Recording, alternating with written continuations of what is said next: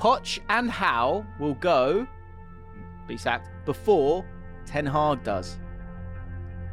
There's a lot to unpack there.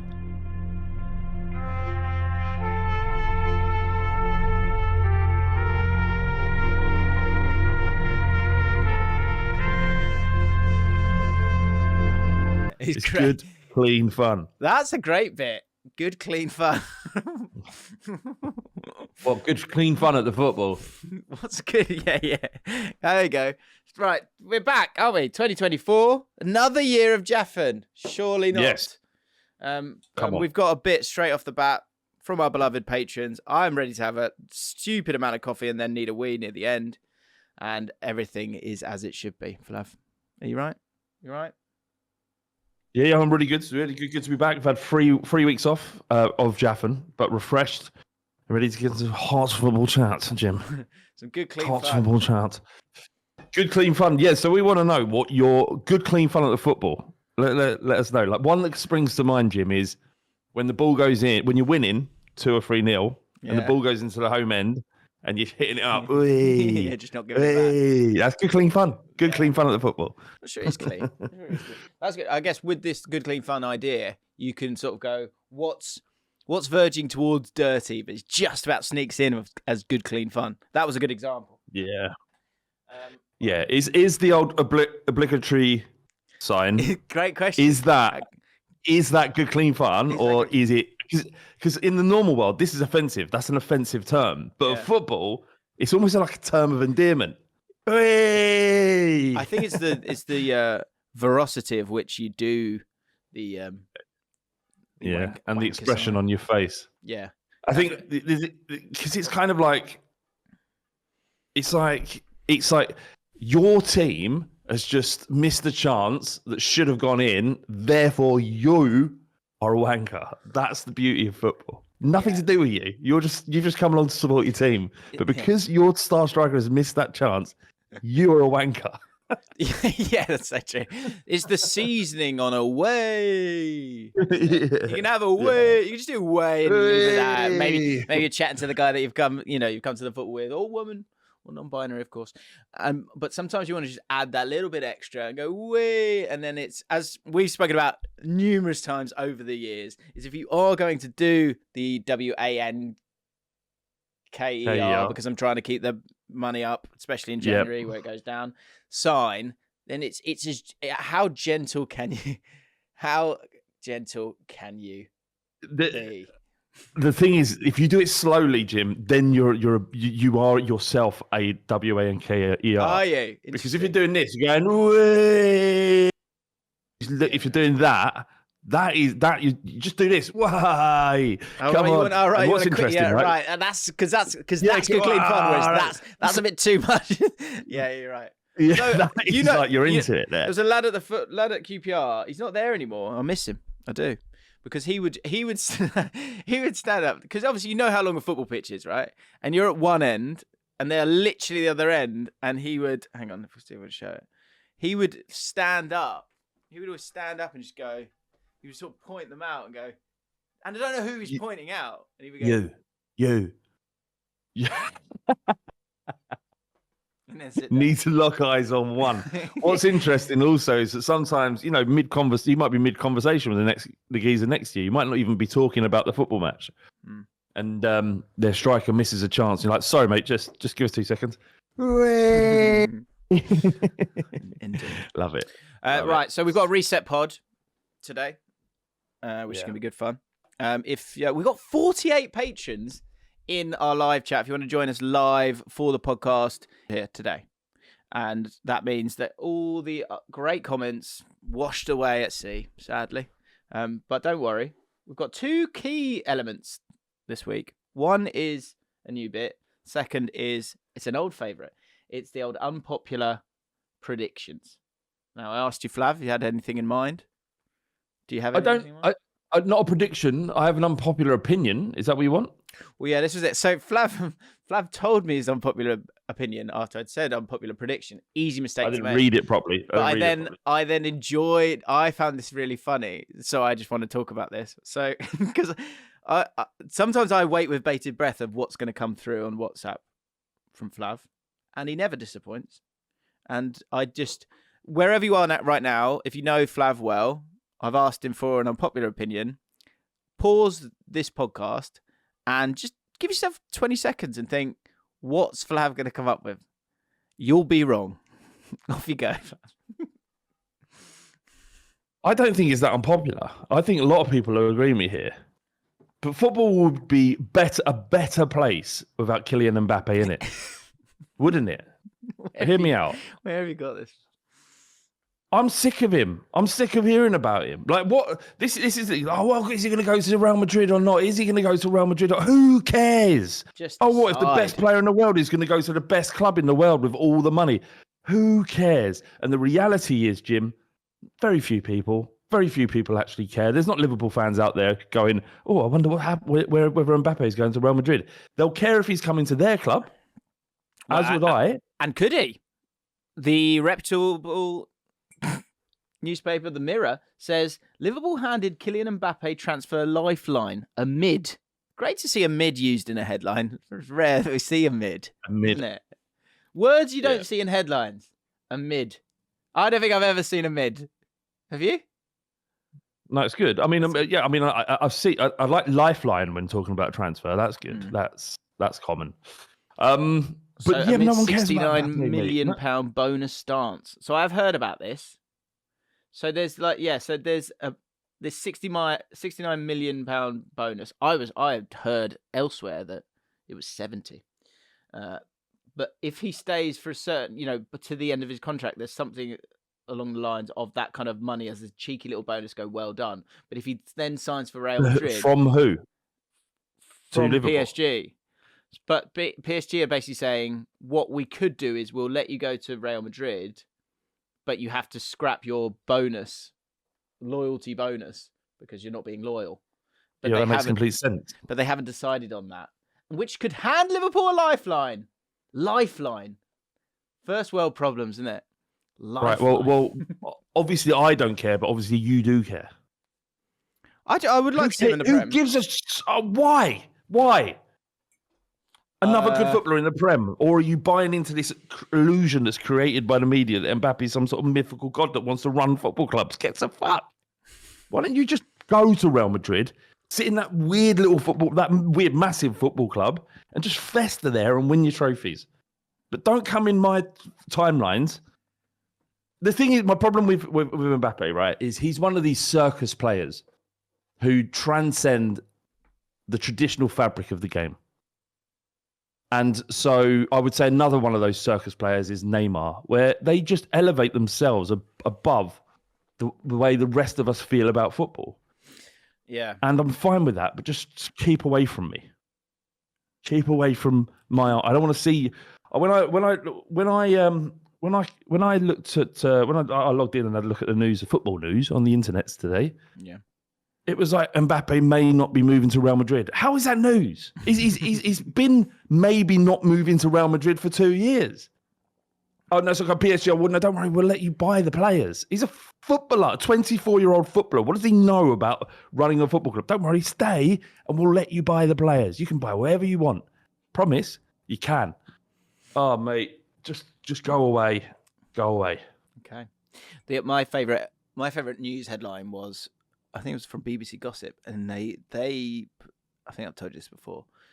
They got the exclusive that Jamie Carragher couldn't confirm that he would win the title during his career at Liverpool. Carragher confirms that he can't confirm that he will win the title during his time at Liverpool. Right. Well, anyway, 25-year-old has decided to run down his PSG deal, and after entering the final 6 months of the contract, is now allowed to speak with foreign clubs. He is speaking with Real Madrid about possible free transfer in the summer. Nothing has been agreed yet. Oh dear. I mean, if you're a Liverpool fan, what do you do in that instance? Do you entertain this as a possibility? As a fan, you're like, this is incredible. But what are you talking about? Are you talking about 500 grand a week? Well, yeah, I guess that's it. That's one part of it. And also, I was thinking, and he can sign all the players. Can he sign? Is he allowed to sign the players for Liverpool as well? Is that his thing now? like you have to, yeah. Wherever he goes, he has to be able to sign the players. I don't think that's the case at Real Madrid. What I think Real Madrid could be a really weird one for him. The thing is, like, I don't know what his personality is like. I'm sure he's great. But if he goes to Real Madrid, but you think you got Bellingham in there. I guess Modric's still knocking about. Need it. You've got this new wave of players. Like, are Elevate Bellingham.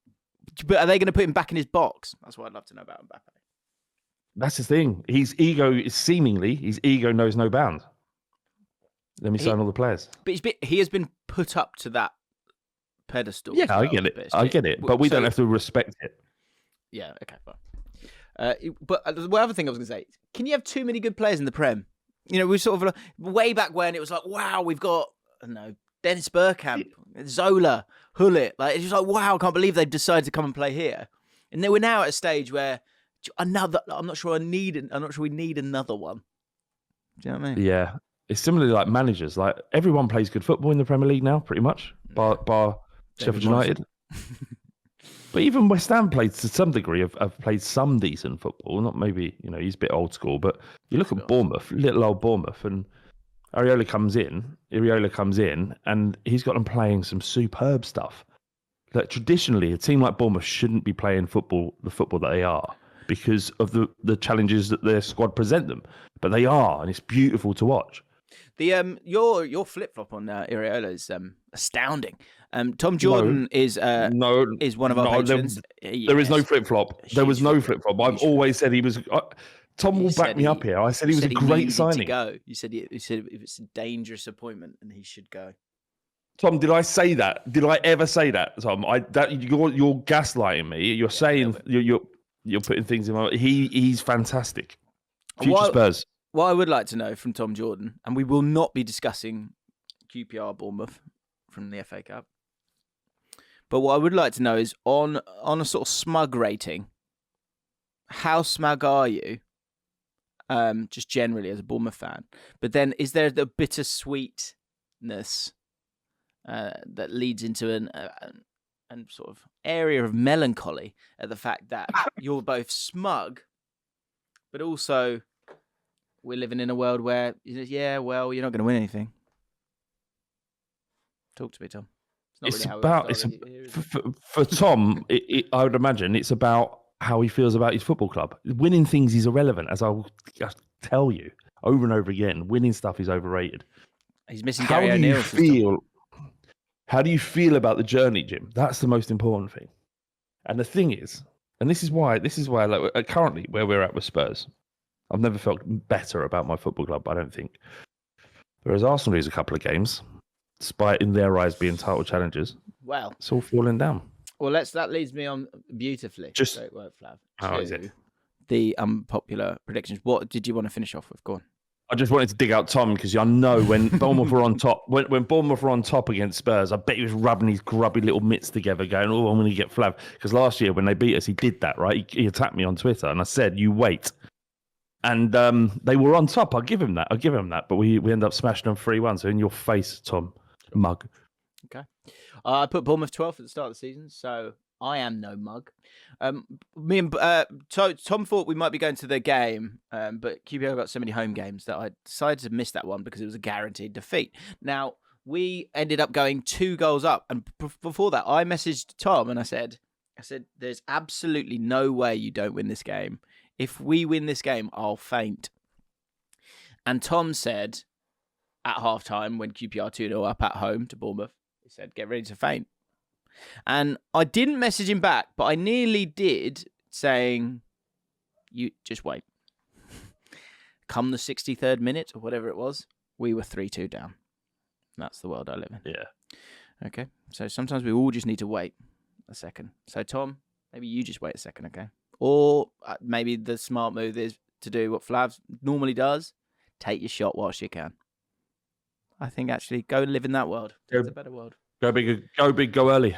That's it. So, in terms of going big, unpopular predictions. We have many. This is the current Premier League table. Sheffield United in 20th, Burnley and Luton make up the 3 promoted teams in the bottom 3. Which is sad, isn't it?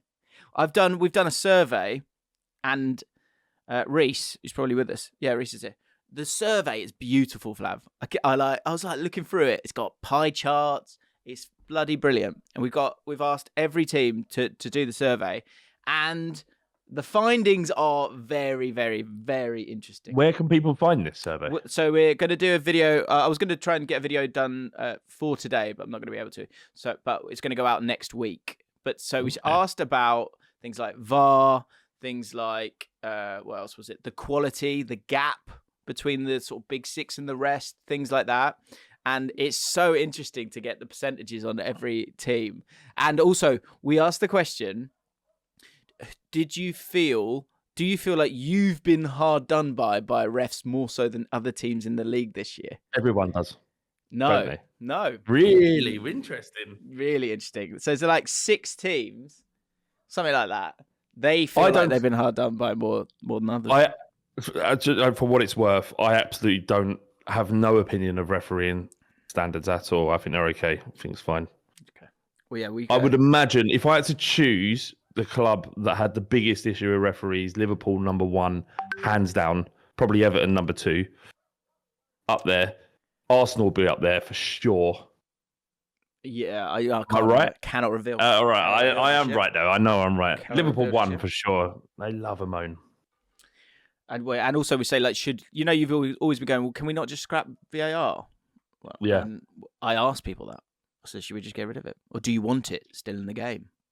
Well, it'd be interesting to know. That'd be interesting to know that, because in my head, and I think a lot of people that don't like VAR are in this echo chamber on Twitter, and there's perhaps more people that quite like it than we realise. And the appetite for it to go probably isn't as tangible as I think it is. That'd be interesting to see what comes out of that survey, Jim. Indeed. Subscribe to the channel if you want to make sure you watch that. Reece Jones, who, as he said, is he gave birth to the survey. He says the survey is his baby. And he also says, I was surprised about the VAR results, Jim. Well, there we go. I think I've teased that enough. Right. Here we go. First of all, actually, a bit of admin, actually. Super quick. Ainsley on Christmas Day. Great work, everyone. We haven't spoken since then. So I did just want to say thank you. And also apologies, because I kicked us off and it was crap. I got a little pang of nervous energy as I did my Ainsley on Christmas Day. And it wasn't my best work. But you guys stepped up. Flav, you did some great work with your father. Well done. He loved it, my old man. Like every time, the day punctuated with him asking me, has there been any more Ainsley videos coming through? Any more, boy? Any more? For any more? Oi, boy, any more? Yeah. And we did get Ainsley trending. Let's not explain it more than that. Was Ainsley trending on Christmas Day? What? Yes, he was. What? Was it? I didn't know that. He was. Was he the winner of the Masked Singer on the same day? I don't know. That's not a question. That needs answer. Saturday Social. One thing that came up on Twitter yesterday, what I do want to just quickly touch on, is that the way you write an S. Yeah. What's that about? I've always done that. Creepy that. So me and James were on Saturday Social, and they had a brilliant segment which was perfect for us, which was football friends, right? So 2 people, they have a pair come on the show who know each other, and then they have to compete in this game show, right? And it's basically me and Jim were asked questions about each other's, questions about each other's clubs or whatever we might ask. We have to get the same answer, basically. And we won, and we're now top of the leaderboard with 7 out of 10. But something did come up, and that was that one of the answers we both wrote was Heung-min Son is my favourite player for Spurs at the moment. And people caught me doing something. And that was, I write my essays. When I'm writing my essays, I'll write them from the bottom up, not the top. So if that feels so awkward for me to do that, this is great podcasting. How I write an S. To me to do that is uncomfortable. But to go from the bottom, I've always gone from the bottom up. And that's why we didn't cheat. A lot of people going, you cheated. You're looking at each other. You're seeing how they wrote. I wrote my S upside down. How the fuck is that going to give him a clue, is it? That is. Do you remember when Go on. Well, no, I'm just looking at everyone saying it's vile. It's strange. It made me feel ill. I'm a nonce. Listen. Can I just say something? Go on. In this modern age where you're not supposed to attack people for being different, I'm being attacked by the very people that would chastise me for saying something a little. Catherine, I'm surprised at you because you're like the bastion of acceptance, kindness. And what did you call me? You just said how, which isn't that offensive in hindsight. Not as bad as what some of the others are saying. Get help, do better. Doesn't make sense. It gives me the shivers a bit. I'll be honest. I've done it since I was a child. I've always done it. I've always done it. So I can't. It's just the way I do things. Can you just draw me? Could you just draw? Have you got a bit of paper near you? Yeah. I just like to see it. It's not like I'm left-handed, guys. I'm not that weird. Just draw my S upside down. Go on then. And is it still a good-looking S? Is it not well endowed in the top bit of the S? This is how I do it. Here we go.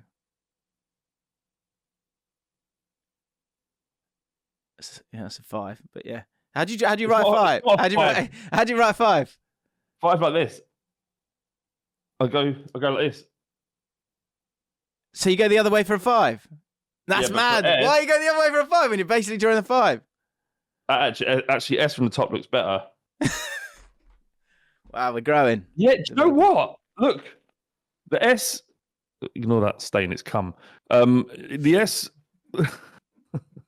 The S at the bottom is from the bottom, and that is the S from the top, and that's much more symmetrical. Maybe I'll start from the top then. Yeah. Do you remember we've been messaging all week going, let's get into the pod a bit better, a bit quicker this time? Well, we did the Mbappe thing. We just can't do it. We just can't do it. Right, here we go. Unpopular predictions. Ooh. Thomas Martin. 3 cheers for Thomas Martin. Hip hip hooray, hip hip hooray, hip hip hooray. And Nigel Martin, just to say, who did a wonderful Ainsley on Christmas Day. Yep, that's a sentence. Yes, it was true. Everton will finish higher than Chelsea. Discuss. Everton could go down. No. They've had their day in the sunshine. Really? They're 1 point ahead of Luton. Running hot, are They've they? done well. They've lost their last 3 games. I hope not. Actually, you know what? I don't hope. I don't care. I really couldn't give a shit. Brentford could go down. Well, they look poor. They look tired. Ivan Toney back. But to answer the question, I don't think there's a world where Everton finish above Chelsea with that 10-point gap. Yeah, 12-point gap. It is a shame that they've had the 10-point deduction. Say they get the 10-point deduction back somehow, right? Then they're on 26 points. Then we've got a game on our hands. So this is. How are they getting that? They're not appealing it, are they? Have they not appealed it? Have they accepted it? I don't know. Are they? I don't know. Reese, I'd love to know, or Tom, I'd love to know, have they accepted it or not? And if they have, Reese, and all Everton fans, you need to apologise to Flav. Whenever you're ready, on your time frame. Let's go by the end of the month. You will need to DM Flav and apologise because Flav basically said, "Look, you're guilty. Just accept it." Okay. Yeah, we've appealed. He says they've appealed. Okay, then. But no, I don't mind. I don't mind getting away with stuff if you can get away with it. Got to appeal, ain't you? Got to chuck in a cheeky appeal, innit? Good, clean fun. Got to chuck in an appeal, even if you are guilty. Yeah. Apology on hold. Pop that back in your pocket. Yeah. Apology. I don't need an apology. I don't care. I just I appreciate the appeal. Yeah. An appealer. You didn't do it. What are you appealing? The severity of the sentence or the fact that you're guilty? Or not? What's the quantity of points that have been taken? Well, I was thinking about this the other day. when I was walking the dog. For some God knows reason, Everton's ban, 10 points deduction popped into my head yesterday. Was it harsh enough? I don't know if it was. I think it could have been. Seriously, James. Seriously. Go on. Remove Everton so Everton fans don't try and crucify me again. Imagine if it was Spurs. We've broken the rules to the point where we've gained an advantage by being able to spend, therefore affecting the fabric of competition in the Premier League. If it was Tottenham, 10 points is nothing. After this season, it's gone. It's like it might as well not have happened. Therefore, unless you go down, it's just affected you for one season and you're back to normal next season. If Tottenham also broke the rules in a way that made them have an unfair advantage, and I'm not saying that's what happened to Everton, that's my opinion, but that might not be fact. But what I'm saying, if Spurs were in a situation where we've broken the rules to gain an unfair advantage, 10 points isn't enough. But what does that do to Tottenham? Nothing. It does nothing. It means we drop down 4 spaces in the league for cheating. But you've breaking the rules. Okay, you've just said forget Everton for a second, and then you've made it a team where a 10-point doesn't affect them. So So the big clubs make it Luton. Rules, make it Luton. 10 points is everything. So it's a sliding scale. Yeah, indeed. But for the bigger clubs, the impact of a 10-point deduction is minimal. Yeah, and that's why I'm saying that maybe actually this is how you solve it. The bigger your revenue, the more severe the penalty. And it's actually there's a direct correlation between your revenue and the amount of points you get docked. I think that's fair. Because Luton then might go, well, we can speculate a little bit and maybe we'll get a 3-point deduction, but that we might get 6 points out of it. I don't know. But the thing is that 10-point deduction for Manchester City does nothing to them. It's nothing. But then in the same way that 50. The scale of that is also a problem though, because Luton going for it is getting Andros Townsend in. Whereas like Man United going for it is buying Anthony. Like, it's a massive difference. So if you try and put that into points, then it's gonna be chaos. Yeah, it's going to be chaos, but there needs to be a deterrent. It needs to be severe enough to make players. Yeah, I get that. I think it's a case by case basis. I think then it's a case by case basis. So in this instance, is 10 points harsh on Everton?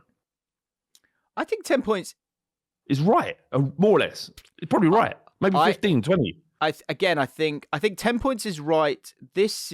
I think it's convenient to have a nice punchy 10 points in a season where they're playing all right and it's a league table where you feel like the bottom three could well be the bottom three and could be kind of cut adrift a little bit. So again, all that really matters for Everton is if they stay up or not, right? And for a Tottenham, see if it's for Tottenham, if for the same thing to make it. See, that's where you're struggling a little bit, is the fact that, like, say you take 20 points off you guys, right? So you're on 19 points. That basically makes your season redundant, but you're still not going to go down. Exactly. So what next season you're back to normal? Do you just relegate him then? Is that what you're saying? Well, I'd say you're not normal, because if you've got aspirations of finishing European football and then building from there, then it's impacted to that degree, I guess. So for this argument, I'm going to give away one element of the survey away, which is that the gap between the newly promoted sides. So there was a overall feeling, I won't say the numbers, but there was no feeling that the gap between the top six and the rest is getting smaller, but the gap between the newly promoted teams and the other teams is getting bigger. Yeah, that's fair, I'd say. Right. So again, what is often kind of forgotten with all this when it comes to football is that it's the gaps between the leagues. Like FA Cup last week, everyone's sort of going the bemoaning of the FA Cup. It's not about you. Like those top teams, it's not about you. Who bemoaned the FA Cup? People going, well, do they need this? Do they need that? It's not about you. It's about the football pyramid. It's about Maidstone. So if they get a replay, play the fucking replay. Okay? It's not about you. Oh, but we don't want to play all these games. It's not about you. It's not about you. It's always the same answer. Go on, ask me another question. Oh, yeah, well, we've got a couple of injuries. It's not about you. Play the game. Because it's the money. It's about getting the money and dripping it down the pyramid to the teams that need it. It's not about you. I agree. They should. But so with that in mind, managers of major football clubs calling for it, they don't like. Yeah, they're idiots. It was Thomas Frank as well, wasn't it? He was going, we don't need it. Well, it's not. Fuck you. But yeah, which is very convenient when you're not a League Two club like you used to be. Stupid. Yeah, comment. True. Yeah, it's interesting what you said there about the gap between the top six and the rest of the league is getting smaller. 100% agree with that. But the risk of the Premier League turning into a closed shop effectively is also significant. That's it, and that's what people aren't looking. They never look at that. They're always looking at the top bit. They're always looking at that, the Super League and stuff like that. It's to say, look down. But like to your point, then say Tottenham get relegated, or say a team gets relegated more easily, right, by breaking the rules. That might make it all be a bit more fluid when it comes to the sort of the money around it. Maybe it's that then, Jim. That's the answer, is that if you break Premier League spending rules, whether by shoddy accounting, speculation, or outright cheating, you're removed from the league. That's the punishment, regardless of who it happens to. I like that. You remove to the league, and then the championship gets an extra place. Is that right? Would that work? No, it wouldn't. How would you balance that? Yeah, you could do that. Yeah, you'd give an extra place to the championship, so top 3 would qualify automatically. I think the problem you've got is, like, on a smaller level, you go, people could lose their jobs, blah, blah, blah, blah, blah, blah. But again, that's what football clubs have to do all the time. Yeah, but then it's responsibility of the owners. That's not responsibility of the league. If you do something wrong, it's not on the Premier League to take account for the dinner ladies that don't have jobs anymore. The owners of that business that's their employees. It's nothing to do with it. You have to abide by the rules. What about the dinner ladies at Luton Town that have been affected by Everton's flouting of the rules? Thomas Martin says, League's fault, is it? What happens if a war starts and you have to pay £250 million more than you planned? That's a good point. What? That's a good point. What does that mean? I like it, but what? Is it Usmanov? That he got sort of barred, didn't he? And he'd previously been involved. It's a murky world. Let's move on. Okay. Miles says this: Poch and Howe will be sacked before Ten Hag does. There's a lot to unpack there. Should work our way through. Poch. Yeah. Got to go, innit? They haven't moved forward at all. If it was any other manager, Poch has got a lot of credit in the bank. I think he's a good manager. But if it's any other manager, is he gone by now? They're in the same position in the league with a point less than they had at this point last year. If Potter's in the job, he's gone. Yeah, he is gone. But then, but you just keep replacing managers. Like Pochettino is a good manager. He's that game against Middlesbrough, Chelsea should have ran away with it. It's just that the players brought in, certainly in the centre forward position, aren't good enough. Is that Pochettino's fault? What's Pochettino's job? Pochettino's job is to engineer a team that creates as many chances as possible, and then you rely on the quality of a number 9. I know I'm simplifying this, but ultimately you rely on the quality of a number 9 that will finish those chances. When he was at Spurs, he had Harry Kane there. Well, he doesn't have Harry Kane was he cheating at Spurs? Is that what you're saying? Was he cheating at PSG? I think like all teams, Pochettino's relies on having a number 9 who can score goals. Nicholas Jackson is not very good, is he? He's not the standard that you'd want. If I'm like Chelsea fans, and I've heard Rory's take on this, that he wants him gone, he wants him sacked, get rid of him. How is he still there, right? Who do they get in next? Who's going to get a better tune out of these players? The problem isn't Pochettino. The problem in part is Pochettino, but the problem is also the infrastructure around the club and Todd Boehly. Get Rory in. What have Chelsea done since Todd Boehly come in? Spend a fortune and go nowhere. The fish stinks, Jim. Where does it stink from? Fanny. No. Tail? Yeah, head, of course. It can't take one of these in a while. Can't take, right? Pochettino is a fraud because he was at Southampton and got a very amazing crop of players in that Southampton squad. He did a lot with them, though. Adkins was doing a good job. Adkins could be managing Chelsea right now. You're reframing. Nigel Adkins could be managing Chelsea right now, especially with the positivity that he's got. I remember. He moved on to Tottenham. Let me finish. He moved on to Tottenham. Let me land. He moved on to Tottenham, and he was able to essentially cheat. So he's a cheat and a fraud because it allowed Harry Kane to thrive, and he again got lucky. This like one of the great strikers of all time in the Premier League pops up, and he's scoring goals for fun. He then gets a job with PSG. Who have they got up front? Kylian Mbappe, one of the greatest players of all time. He is time and again winning the lottery, and now he's being found out with a bunch of children who just ain't up to it. All right, okay. Look, there's some part of what you just said is true, in that he has benefited from landing in jobs where there are players for him to work with and develop. At Spurs, especially, Kane, we had Heung-min Son, who was bought shortly before he arrived. Alderweireld was brought in. Vertonghen was there. We had Moussa Dembele in midfield. He had a great team. He turned Kyle Walker and Danny Rose into incredible fullbacks. But what he did was develop these players. That was what his skill was. Tactically, he was excellent, but his ability to get the best out of the players that he worked with was the most impressive thing. Dele Alli was worth 100 million euros or 100 million pounds when he was playing under Pochettino. Since then, has just fallen off a cliff. Yeah, there's a lot of reasons around that, though, isn't there, in his life?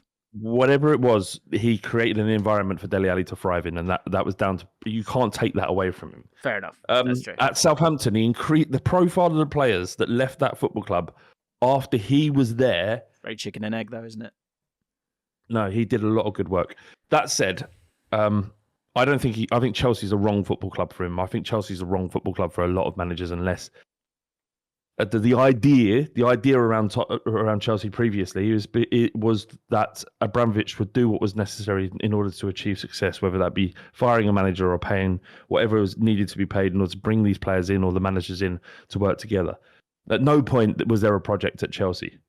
Projects are very difficult to make work, and when Chelsea fans are used to the expectation of winning things as they are, 2 Champions Leagues in the last 10, 15 years, for example, then they're not ready, they're not able, they're not mature enough to sit back and go, actually, this is going to take time because of what's presented to us. They want Abramovich. They want Abramovich's Chelsea, but that's gone. It's done. You're a different football club now. The only similarity between what you was under Abramovich and what you are now is that you're called Chelsea. That's the only similarity. Those 20 years of success are gone, mate. Gone. I mean, for me as a Tottenham fan, it's easy for me to say, but more difficult for them to accept. I think they're not the club. Incredibly kind. 8 wins, 4 draws, 8 losses. I appreciate that. I'm saying, all right, sack Pochettino. I mean, I've got no time for him at all. I don't care about him at all. I hope he fails in every job he ever has. Yeah, he's a Judas. But listen. What Chelsea fans need to understand is that you're not that club anymore, and you need to realign your expectations. Otherwise, you're going to spend your entire life in perpetual misery. You're not that club anymore. You're not that club anymore. But like with the size, the money that swirls around that club, they kind of going to have to be that club again. So someone's going to have to get them back there.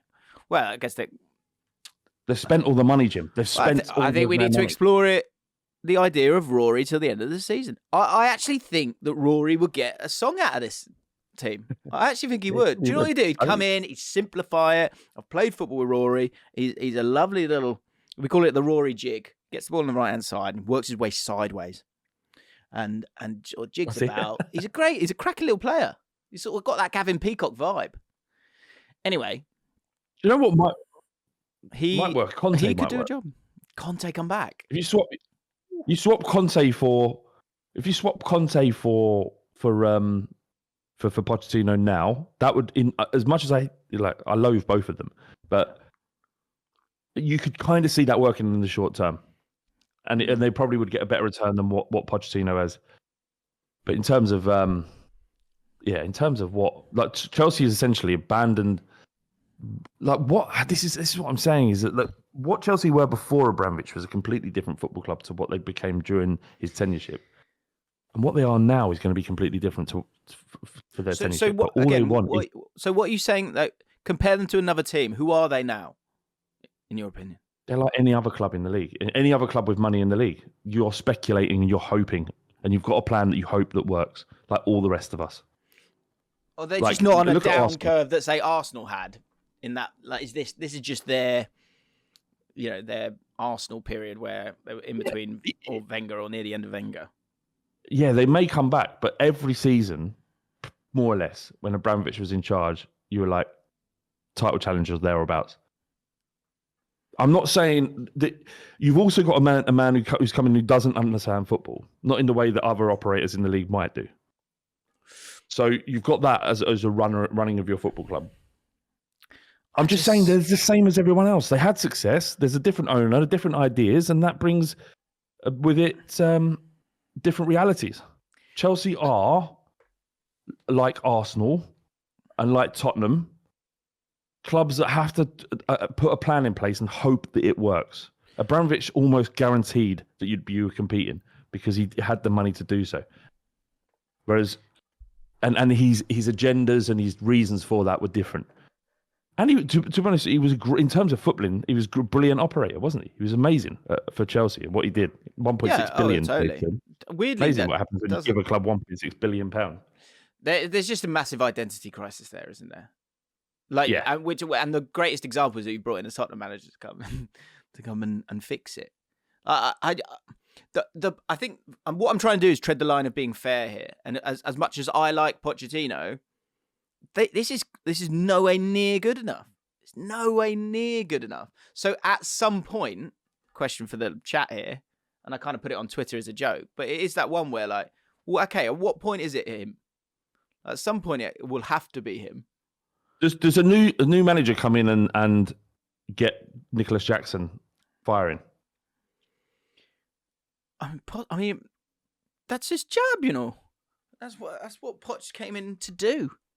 Thing is, it's not just Nicholas Jackson. Like, surely there's enough talent there to be better than 10th right now. Sure. Yeah, 100%. But they recruit. But what people do is get caught up in the amount of money they've spent in terms of the number, £1 billion. And you look at it and go, where has that money gone? Yeah. Where has it gone? And that's it. And this is the problem for Chelsea is they've spent the money. They've committed, like I've said loads of times, they've committed £75 million per transfer window for the next 8 years. That's why Conor Gallagher could end up coming to Tottenham. Yeah. Stephen Webster, Unai Emery would get Jackson firing. I think that's a good shout. I don't think... See, that's a question I would love to know the answer to Unai Emery. Would you take a job at Chelsea? I don't think he would. I think he'd go anywhere near it. You'd stay at Villa at the moment because your stock is so high, and when the time comes that you're ready to leave, you have your choice of any football club. Do you want to go into Chelsea? Do you know who gets a tune out of Chelsea? Gary O'Neill. He's an enthusiastic young manager. He would though. I reckon he would. But that wouldn't satisfy the Chelsea fan base. They would hate that. They would be on him from the off. They'd eat him. You're right. You're right about the Nicholas Jackson thing. It is his job to solve it, and that was too simplistic way of looking at it. But when Tottenham lost Harry Kane, it was Postecoglou's job to try and figure out how we're going to replace 30 league goals with our front line. Well, we've got to play a different way, or we've got to create as many chances as possible. As it stands, the players in the top front three have contributed about 33 goals. So that's Harry Kane's goals replaced. Now they need to add to it. That's the thing with me with Chelsea. It's, like it's not like you've not got talent in there. Someone else score. Figure it out. Okay. We've literally on the second one of these unpopular predictions. So let's go. Poch and Howe go before Ten Hag. There was a comment. I agree. Dude, Ten Hag will survive. They shouldn't. Amazing. They shouldn't, but they will. Someone said this on the Howe thing. Leo Tarrad. He said, most level-headed Geordies know that Eddie Howe has reached his ceiling and cannot take the club forward anymore. So he's saying that Howe will go as well. And not NUFC Airport says, Eddie Howe is England boss by the end of the year. And Tuchel is Newcastle manager. They're turning on Eddie. Are they turning on Eddie? Yeah, it's mad, isn't it, how quickly fans just to readjust their loyalties. He's done an incredible job getting Newcastle to the position that they're in. Champions League football. The squad, the first 11, I know they were as invested in it, but they had the quality in that Newcastle first team. When they're all fit, it's still a massive job for Eddie Howe to make them the top four side, and he did it. And not only that, they look great, and they're playing good football. Yeah, he's in a difficult period, but surely give him a little bit of breathing room. At the end of the season, see if he figures things out. Players are coming back now. I think just to dump him right now is terrible. It probably won't serve you. It's terrible, but I don't really care about that so much. Oh, Matt Sykes is turning. We've got patrons turning on him. Newcastle fan Matt Sykes says, "I love Eddie. deeply, but I can see the ceiling is approaching. What do you mean by that? As much as I don't want to say it. You lost a couple of games. You got loads of players injured. You've lost a bit of momentum. They're shattered. They're knackered. Tonali was going to be a part of a really impressive midfield. You lost him to circumstances that were absolutely incredible. You've had injuries to Botman. You've had to play a 17-year-old in midfield. 17 in midfield consistently away to PSG in the Champions League. Those are challenges that managers are very difficult for a manager to overcome, and he did it. He's done a good job. I don't know who you think is going to come in, who's going to get these players playing for him in the way that they are.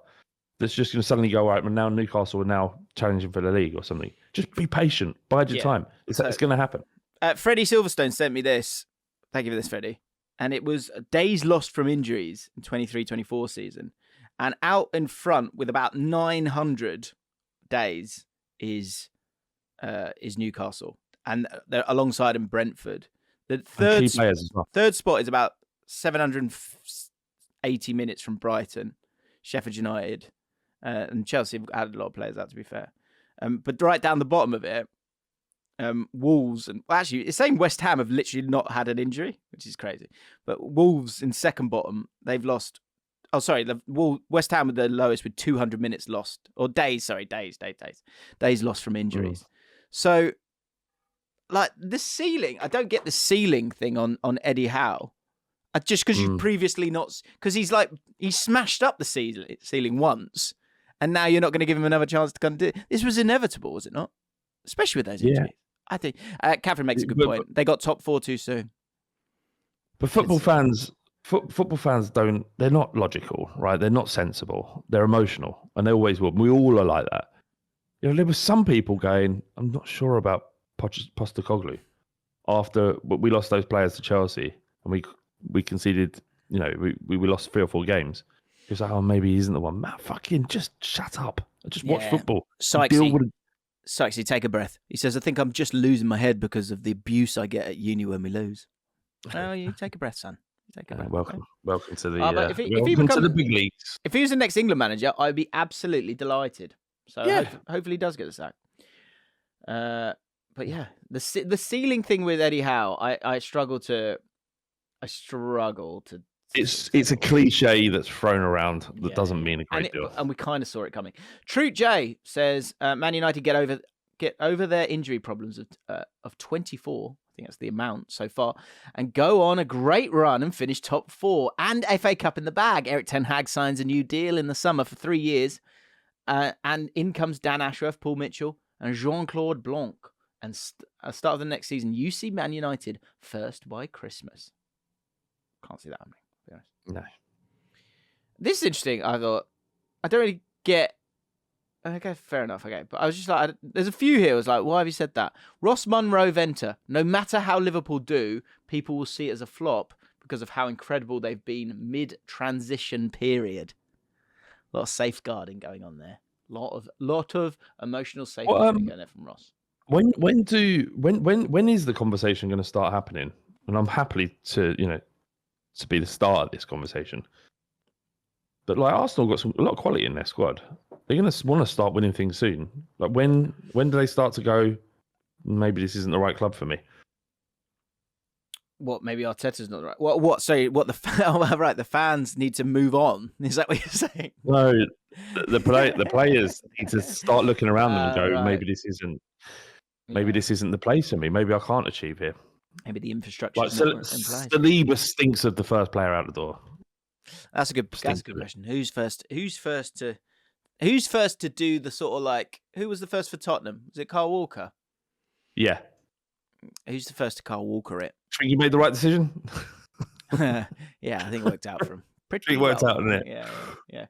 Speaking of Tottenham. But Saliba, PSG comes up, Saliba or Real Madrid come in for him. He's that good. Like, he's their standout player. He's their most important player, in my opinion. Much better than... Like... Yeah.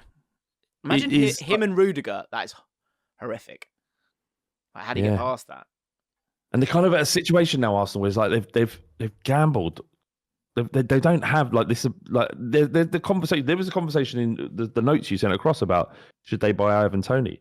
What you think they're going to drop another 80? There is a limit to how much a club can spend. They're at that limit. I watched a great video with from Alex, who does the Different Knock Arsenal channel, and he was saying that he thinks that Arsenal have around 11 million before they hit their threshold, and so they would have to sell maybe an Nketiah and a couple of those other guys to go and get that person, and so they don't. He doesn't think that they'll do that. So this is no, it's difficult to sell. It's difficult if you're actively trying to sell a player in January, then the value is affected, right? Yeah, people But spot they've speculated to the point where they're now operating like everybody else, where they have to sell to buy, and they get the TV money from the Premier League to spend as well, like everybody else does. So they're in that situation. But this is what I'm saying is that you spent £105 million on Declan Rice. Like, he's a really good player.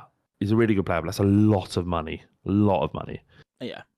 The question marks are going to start. There's a question mark over Arteta now. If he doesn't do it this year, is he the one who can do it? He's an emotional wreck most of the time. And some of these players are going to start going, do you know what? It's the prime of my career and I'm wasting it here. Do you know what I will say, in terms of, if you think of the long game of a whole calendar year and how much things can change, the next 6 months for Arteta are so important, because do they have to start asking, like, if the next 6 months don't work out, Jim, are there questions going to be asked? I think that there'll always be questions asked. I think for him there needs to be a feeling of continued progression, and that comes in a couple of forms. One, I don't think they need to win the league this year, but I think they need to kind of stay strong with it and not utterly fall away. That might be, you might get around that if you get minimum a Champions League semi-final, which I think Arsenal could definitely do. But the thing is that if Arsenal, for the third year on the trot, and I know this is January and this is the first time we're talking about it, but you can see it in front of you. If they utterly fall away, and that's something that's the hardest thing for Arteta to do in terms of his management here, is because what you could suggest as a theory, and I was chatting to Paul this week on the Ripple Effect about this, and I'm not saying this is the case. We don't know yet. Time has to pass. And I actually, overall, I think they're going to pump someone pretty soon, Arsenal. And if Arsenal had played anyone else in the FA Cup, they would have pumped them, and then life would have been great. But if there may be a feeling there that if they bottle, and they have bottled 2 years on the trot, if they bottle a third time badly, that's a really bad look that will really change this sort of the viewpoint. And this is something that, again... When you say bottle, do you mean bottle the league title, or do you mean top four? I think it's so competitive when it comes to top four that it could be one where it's like, if they finish on 70 points, that's not progression, right? And no. get chucked out of the Champions League by someone they shouldn't do, whatever that means, right? I think the truth is that we always say that media narrative around a manager, especially at big clubs, it's very difficult to stop it once it starts. And for Arteta, 3 years on the bounce, you then come back round again, and it gets to a point. It's like, well, is he ever not going to bottle it? And the narrative changes. So it's massive 6 months. I do think though that it is. I agree with you 100% what you said. That I do. The reaction to Arsenal's recent form is well over the top. They're still really good. And like Arsenal, somebody Arsenal has losing their mind is, I just don't, and I get that the people that talk about their football club online are not representative of the fan base in the same way that I'm not representative of Tottenham's fan base. The people online, especially Arsenal creators, are definitely not representative of all Arsenal fans, right? Mm. But the reaction to this poor running form is insane. Like, Arsenal are well good. Like, Spurs hat off, right? Looking just purely as a fan and looking at them going, a fan of football, and looking at them going, what am I worried about Arsenal? Like, what when I look at them as a Spurs fan, actually, what worries me? And there's a lot. So if there's a lot, that means that they're still good. Yeah, I think you can't always fast forward it, and you've got to be pretty complete to win a title, especially these days. And I think it's clear where the problems lie. And it's one where, of course, they want to solve that. It's when can you solve that? But the one thing that can be concerning, I think, is a loss of maybe momentum. Also, maybe a bit of jadedness in Martinelli and Saka on the front line, and therefore goals. But they don't concede many, and so they'll be absolutely fine. I said right at the start, I had a feeling they'll win the Champions League. I think they'll win the Champions League this year. They could easily do that. Yeah. Just a forewarning. Remember, I've got to catch my train. Yeah. At midday. When have you got to go now? I've got 8 minutes. 8 minutes. All right. Okay. I will run through the others. Just as an interesting. I want to make a point right at the end as well. I've got something I want to say. Okay. So tell me when you need to make your point. So what time are you going? 10 past? Yeah, I'll make my point at 9 minutes past 11. Okay, good to know. Exciting. Stick around, guys. So Alex Hackett says Timo Werner will elevate his already ludicrously sensational Tottenham team to the holy grail that is commonly known as the fucking league title. MH goes one step further and he says Timo Werner will score more non-penalty goals in 2024 than all of Arsenal, Chelsea and Man United players combined. Wow. Interesting. Luton will stay up, says Cody, in place of Palace or Brentford. He's edging more towards Palace at the moment. Omar Barber says Spain have a better chance of winning the Euros than England. How dare you? And Divesh, could I just say, why have you written this? Why? Where have you gone? Let me have a think. And I'm going to write this. Bellingham will get injured for the Euros. Why'd you do that? Why say that? Touch wood.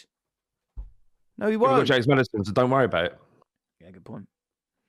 And Devesh back again. I didn't spot it. Maddison misses a penalty to make Spurs lose out on top four. There you go. This is you think the question is like, what was it you said? What's the question you said about Spurs top four? This is the idea, like top four isn't enough for Spurs. Right, you want more. It's not that I want more. It's just this is how Postecoglou operate. There is more. Like, don't be surprised if Spurs mount a title challenge this season. Don't be surprised is what I'm saying. I'm not saying it'll happen. I'm just saying don't be surprised if it does. Okay. Like, No, you stopped. Right. I asked... Tension there. Well, so I asked, what in your life would you like to give a 1 week ban to? Now, so this is going to be a thing we're going to do every week. Flav will, and myself, if I would like to, you can give a 1 week ban to something just to have a little breather from it. I would like, just off the top of my head, actually, I'd like it to be more than 1 week. If I unsubscribe to an email that I keep getting and I click on the button and it says unsubscribe and it now tells me I'm unsubscribed, then I would like to not be sent an email again from that person. That's what I'd like, to have a little 1 week ban this week. Just have 1 week of me not getting these emails. It's nonsense. It pissed me off. Anyway, we've got a whole list of them, which are great. And it doesn't need to be football, but it can be football. Jaffin community page trying to curry favour with Flav says Arsenal fans. Get Cronky Gone says my uni deadline's this weekend. Druv says biscuits and cookies. I have absolutely zero composure when it comes to these two snacks. I open a packet and in 10 minutes they're gone. Do you know what? That's an interesting. I think we've spoken about this in terms of things we can eat too much. I got bought. Where are they? I think I've hidden them. I got bought some tree ball mints. Where are they? And once I have one, I can't stop. I literally go through the whole packet. It's outrageous. KJ says slow walkers unless injured. I'll allow it. Are you injured? I'll allow it. People who wear hats backwards. People who voluntarily listen to Coldplay. I can't. Any advert on YouTube, unless it's a JLA one where you'll watch to the end. Grown men 23 plus on a football pitch rolling around and crying. Embarrassing. Todd Bowley in any transfer window. You should only get 3 weeks in Jan. Leo Tarrant says YouTube fans who spend all game filing on their phones. Filing? Do you know what I mean? There was another one I really enjoyed. Filming on their phones, I think. Filming. Filming. Yeah. Yeah, that's a good one. That's a disgrace. Joey Barton. I'd love to have a week. I unfollowed the dude. I think I muted him. I still can't get away from him. There was a final one. Someone said, I can't find it now, but someone said, "Oh, my low salt diet is killing me. I'm desperate for a Chinese." It's very good. All right. So, is there anything that you would like to give a 1 week ban this week, Flav? Well, if you could get rid of Joey Barton, but you'd also Aluko would go with him, would that satisfy all parties? That's my question. Not my opinion. We've spoken about this before. I don't mind Aluko. I don't mind it. I think she says some interesting stuff sometimes. Just saying. I'm not trying to kind of be woke or whatever. Is that allowed? Is it woke if you just actually like don't mind a woman's opinions on football? Yeah, you can. Of course, mate. Absolutely, it's fine. You can have it. You can have it. Good to know. Hang on, let me. I don't have an opinion on it. I'm just asking the questions here, Jim. Okay. You're allowed to, and also just to be saying, you're not gammon if you don't enjoy her opinion. That's also fine. No, she's shit. She's absolutely shit. Good. Okay. So they can both have 1 week ban. But there are other female pundits who are absolutely fine. She is poor. She annoys you. Okay, fine. She annoys me. Yeah. Is that your 1 week ban for this week? Yeah, no, I'll go along with Joe Barton. I just Mikel Arteta as a thing. Yeah, 1 week ban for him, I think. Okay. And I'll properly prepare this for next week, so I have an actual one. Very exciting. Good. Oh yeah, there were a few more. XL bullies. Go on. Protesters. EAFC 24. Don't get me started on that. I don't want to get started on that. I get out. Let's save it for the mailbag. We'll save it for the mailbag. Yeah. I've got a big thing about this ban on XL bullies, but anyway. Okay. Oh, interesting. Josh Rogers, Bukayo Saka. Not because he's done anything wrong. He just needs to go for a bit. I've had enough of Bukayo Saka. Interesting. Laura Woods, Max is saying. Really? Just need a breather. Something you just need a breather from. I like her. I think she's great. Do you know what I need a breather from? Catch up calls. Like the first 3-4 days. Just want to catch. Can we just catch up? It's all right. We just catch up. I just want to catch up with you. Yeah, I've done a lot of them. I've just done a lot of them now. When we have a job, when you have an actual job, right, and then you go, can I just get 10 minutes? It's like, oh, no, it's not 10 minutes, is it? It's not 10 minutes. Yeah. It's going to be a long, long time. Indeed. No, you can't have 10 minutes. Busy. Yeah. Any more, Jim? As we rapidly approach 11:08 or 11:09, where Flav would like to put forward his final comment, I would just like to say, if you'd like to become a patron, you could be with us live, just like Thomas Martin, Matt Knight, Rob Turner, Will Starling, Jay Stevens, Tom Jordan, Jay Stevens for his debut. Jay Stevens' debut. Jay Stevens, he made his debut and actually has come through it unscathed. Well done. We do a mailbag every week. Come and be a part of it. That would be wonderful. And when we do more live shows this year, we can you get exclusive access to those tickets first. And I guess the final thing is that on those mailbags we talk about all sorts. Talk about a lot of content and all sorts of stuff. XL bullies. Right, it's time. Speak. Right, yeah. Dragison's deal from Genoa to Tottenham is the most important transfer in modern footballing history, and I'll tell you why. Usually, when the big club comes along, the one with the money and all the glamour, they go, yeah, I know you've talked to this club, but we want you. What tends to happen is that player will join the biggest club. Didn't happen this time, did he? He's actually said, you know what, Bayern? Nah, I'm going to join that because that's healthy, that's good, and I'm going to go over there. Right? And bearing in mind, there is a little bit of beef between Tottenham and Bayern Munich because they took Harry Kane from us in the summer.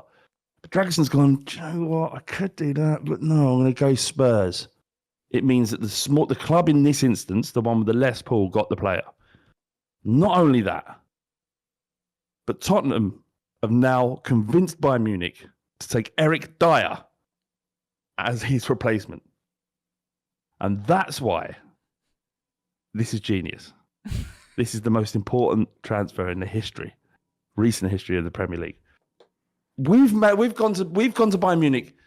Well, you're not having him because we want him, but here's Eric Dyer, and he's going to solve your problems. And they've gone, do we have to pay for him? Yeah, you got to give us £3 or £4 million. All right, then, go on then. That's what's happened in the last 2 days. And that's that. Join the Patreon. Have a good weekend. Come on, you arse.